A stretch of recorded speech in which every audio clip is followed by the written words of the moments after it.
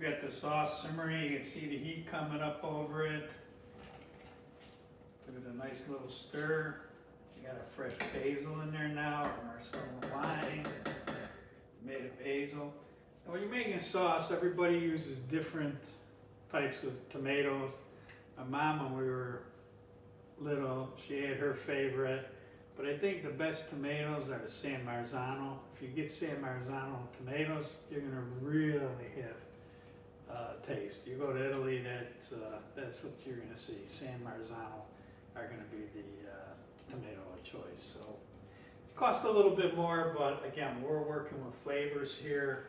We've got our sausage, our ground pork, our 80-20 hamburger.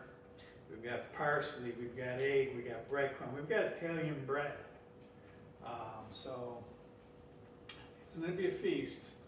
We're going to just show you the meatballs today. If I was cooking pasta, to put the meatballs on top for you, take a little bit longer, but one of the ways you can test your pasta, if it's done or not, you get it and you just throw it against the wall. That's what a lot of times what the chefs in the kitchen will do. They'll take it, if it doesn't stick to the wall, drops, not done. Sticks to the wall, to the drywall, it's done. Of course, you're gonna throw that piece away. Some people might eat it, but throw it away. But that's how you can tell whether it's done. This kitchen, you can just smell the flavor. Between the meatballs, between the sauce. I'm ready to turn that down. Just keep it on low. Like I said, it's been simmering.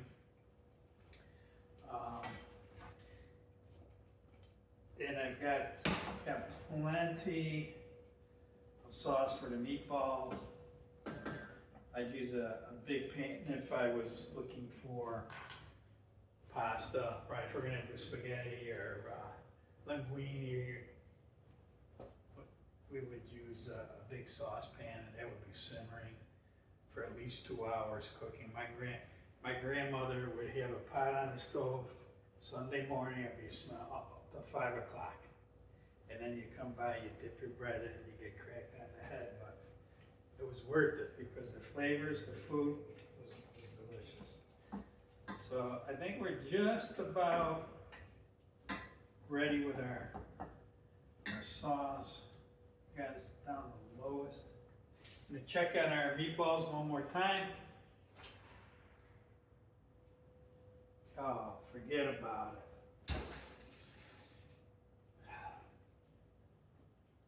We traveled to Italy last year, and we were in Pompeii, and we were getting ready.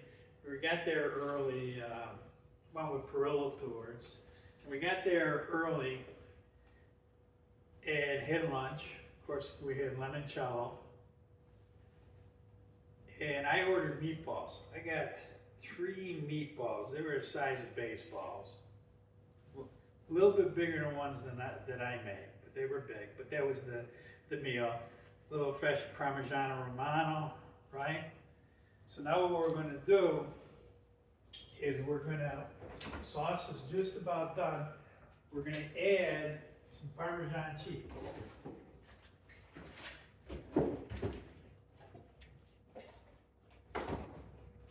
Went to the store, we got some nice Italian Parmesan cheese.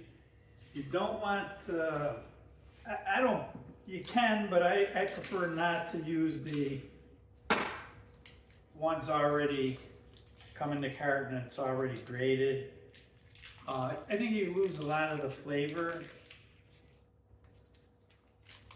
buying the grated, depending on how long it's stayed, how fresh it is.